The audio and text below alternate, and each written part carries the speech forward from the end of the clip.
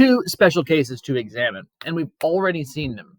Sometimes your system has just one solution. That happens actually a lot of the time. But the two other options are there could be no solution, or there could be infinitely many solutions where any ordered pair that solves the first equation also solves the second. I want to show you how those look when it comes to graphing, and I hope it makes some sense. So here is one case. Let's go ahead and graph them. So 0 equals minus 20x minus 6y. Okay, so there is our first equation.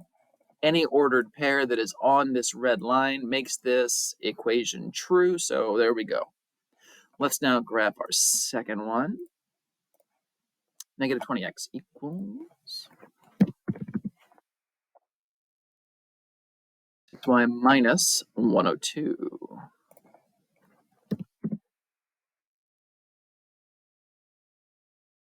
I'm going to make that one blue. Now, I hope you saw what just happened. There's just the red one. There's just the blue one. There's both of them at the same time. It's the same equation. This is the same line. These two are actually exactly the same. If you rearrange the terms in one of the equations, like take the blue equation and move the terms around, you're going to get the red equation. That's okay. That does sometimes happen. It just means that there's not just one solution here. These lines intersect everywhere. This is what infinitely many solutions looks like on a graph. If you end up graphing the same line twice, that means that any ordered pair that solves the first equation will also solve the second equation because they're all on the same line. Solutions. Okay, let's take a look now at this next case. So equation 1, equation 2, so negative 24 plus 17x plus 6y equals 0. Negative 24 plus 17x plus 6y equals 0. All right, so there's my new red equation. Let's update now the blue one. Negative 17x minus 6y equals negative 96. Negative 17x minus 6y equals negative 96. Okay, remember what we're looking for. I want to see where these two graphs intersect each other. So it's clearly not, so it's not happening down here. What I'm seeing is, as I click and drag, I don't see these lines ever getting closer together. These lines are parallel, and parallel lines are always going to be that same distance apart.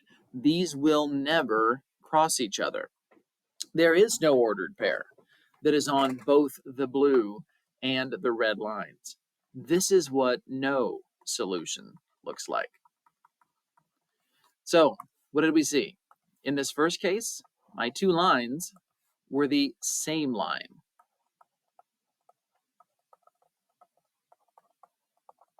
That's what infinitely many solutions looks like.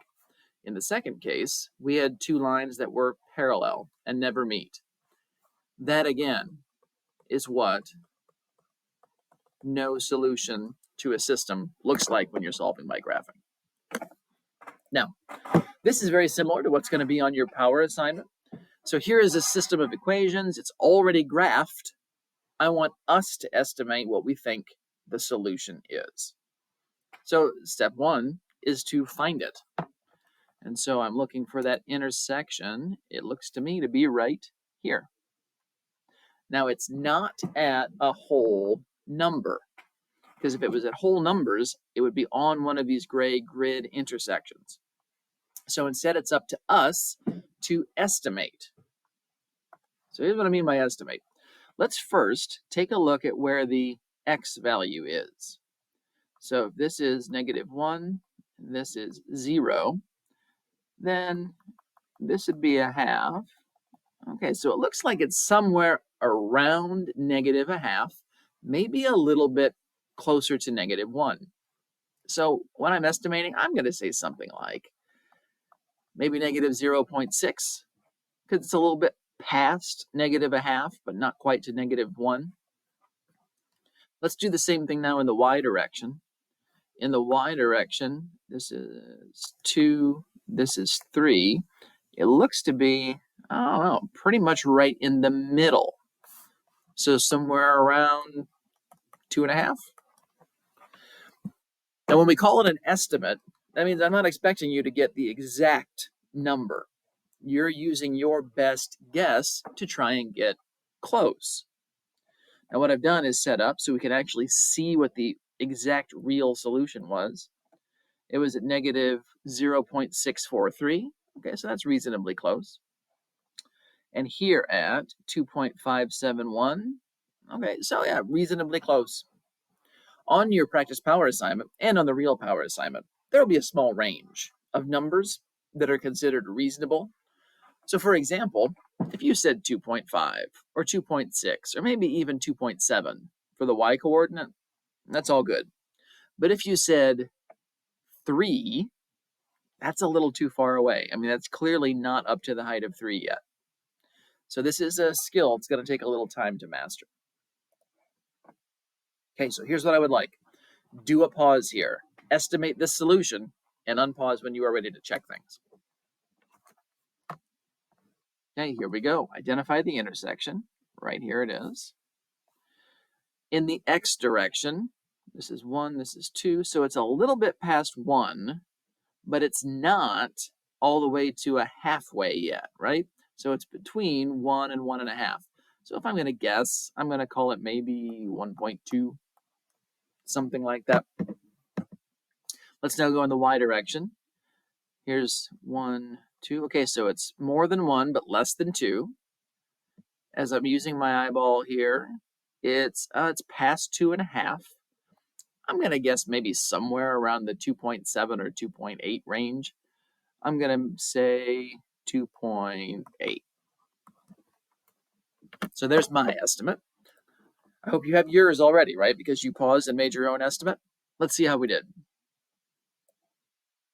So about 1.25, okay. And about 1.75, okay. Yeah, no, that works. Again, when you're making your estimates on the assessment, there's going to be a small range that's considered acceptable. It is a small range. So if you had said 1.2, 1.3, those would be good. If you said 1.5, that's going to be not counted as correct because this clearly isn't halfway through yet, through this interval. Okay, last one. I want you to again pause and do the same thing. Try and estimate this intersection to the nearest tenth. Okay, let's see what we got. So here's negative 1, negative 2, negative 3, negative 4. Okay, so it's between, the x coordinate is, between negative 3 and negative 4. Oh, looks to me as right around halfway through. So I'm going to call it negative 3.5. Now, let's take a look at the y coordinate. So here's negative 1, negative 2. Okay, it's between those. And it's right again. It's kind of around halfway, maybe a little bit above. And so above would mean it's a little bit closer to that negative 1. So I'm going to say negative 1.4. Let's see how we did. Oh my gosh, right on the money. There it is. Now, again, though, there is an acceptable range. It's probably about a tenth up and down. So if you said negative 3.4 or negative 3.6, that'd be okay. If you said negative 1.5, negative 1.3, that would probably be considered as okay. All right, at this point, you are all set to work through that entire practice power assignment. So give it your best shot.